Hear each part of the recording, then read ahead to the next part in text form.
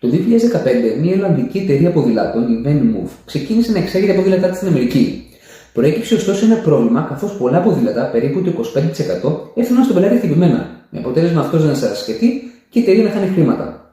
Τα στελέχη της εταιρείας άρχισαν να σκέφτονται εναλλακτικούς τρόπους ώστε να επιλύσουν το πρόβλημα και τότε τους ήρθε μια ιδέα κυριολεκτικά out of the box. Τα ποδήλατα χρησιμοποίησαν τις ίδιες συσκευασίες σε μέγεθος όπως και οι επίπεδες τηλεοράσεις και είχαν λίγο πολύ το ίδιο βάρος.